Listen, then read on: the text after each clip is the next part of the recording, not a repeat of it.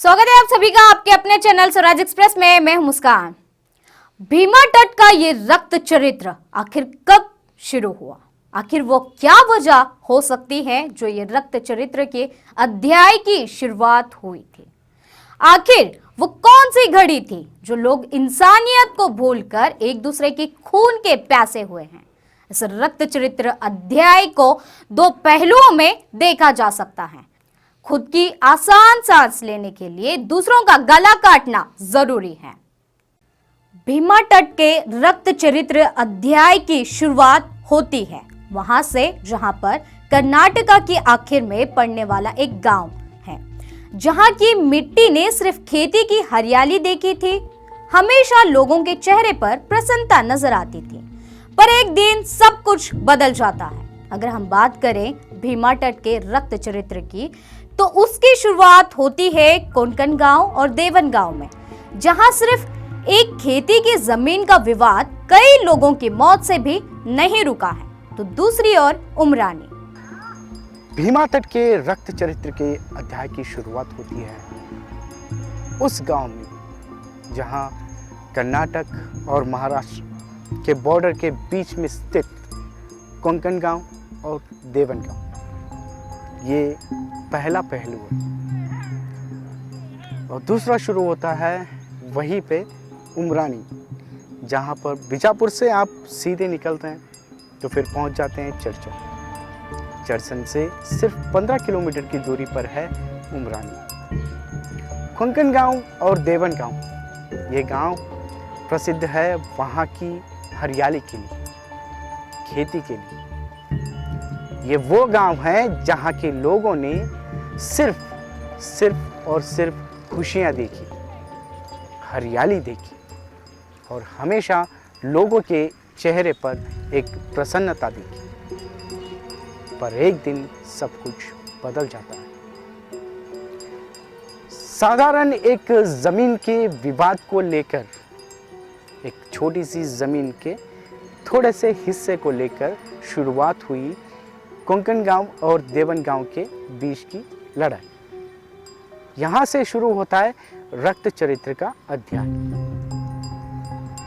तो ये एक पहली कड़ी है। तो दूसरी तरफ उसी के साथ चलते हुए शुरू होता है गांव उमरानी की कहानी। गांव उमरानी, जहां पर भी सिर्फ किसान ही बसते, वहां पर होते हैं दो लोग,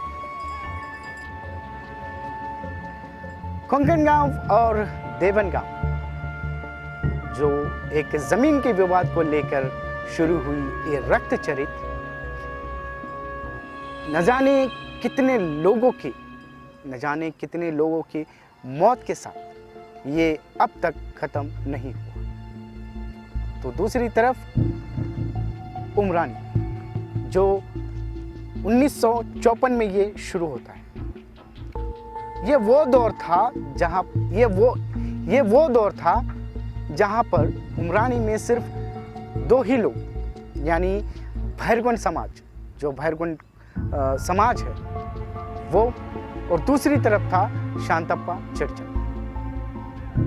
साधारण एक स्त्री के विवाद को लेकर उठा ये रक्त चरित्र आज भी जारी है। फिर इस कहानी में एक मोड़ आता है। फिर इस रक्त चरित्र में एक नया अध्याय शुरू होता है। वो अध्याय शुरू होता है धर्मराज चर्चन और गंगाधर चर्चन, जो मल्लिकार्जुन चर्चन के बेटे हैं। धर्मराज चर्चन ने भी अपने पिता के रास्ते ही चला। वो भी इस कुटुंब को या फिर इस फैमिली को खत्म करने की कोशिश करते हैं।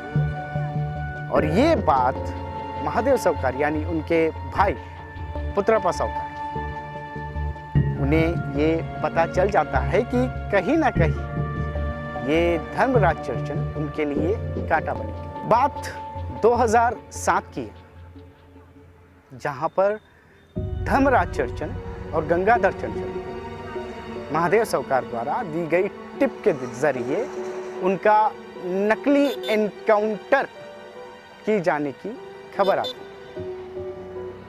ये कितना सही है या कितना गलत है ये हम लोग बाद में देखेंगे, पर उन दोनों की एनकाउंटर में मारे जाते हैं। जैसे कि सब लोग समझे थे या फिर भीमा तट के निवासी समझे थे कि चलो ये रक्त चरित्र आखिर थम गया है, आखिर सब खून वगैरह सभी कुछ रुक गया। अब भीमा नदी जो है वो आराम से बहने लगी या फिर अपने ताव में चली जाए। पर हाल ही में यानी 3 दिन पहले महादेव सौकार पर एक सोची समझी गैंग यानी कि एक ऐसा मास्टर प्लान जहां पर महादेव सौकार का बचना नामुमकिन था। जैसे ही उनके ऊपर हमला होता है ये करवाए जाते हैं। टोटल इसमें इन्वॉल्व होते हैं 4 टीम। पहला टीम वो होता है जो इनके जाने वाली गाड़ी को रोका जाता है, यानी कि एक टिप्पर के जरिए उसको टक्कर मारकर रोका जाता है। फिर एक अगली टीम तैयार थी वहाँ पे ब्रिज के नीचे छुपकर, जो जैसे ही कार थमेगा वो उस पर हमला करेंगे, पेट्रोल वगैरह लेकर उस पर मारेंगे, फिर वो निकलेंगे, फिर गोलीबारी करेंगे। तो तीसरा टीम वो था जो महादेव सौकार कहाँ कहाँ जा रहे थे, कहाँ कहाँ आ रहे थे, उनका पूरा का पूरा लोकेशन ये ट्रैक कर रहा था। विषय चाहे रेत का हो, कंट्री पिस्तौल का हो या स्त्री अपमान का हो, खून की नदी दोनों ही तरफ से बही है, पर भारत देश हमेशा त्याग, दान, धर्म के रास्ते ही चला है। इंसानियत के नाते अगर ये रक्त चरित्र के अध्याय यहीं पर थम जाएं।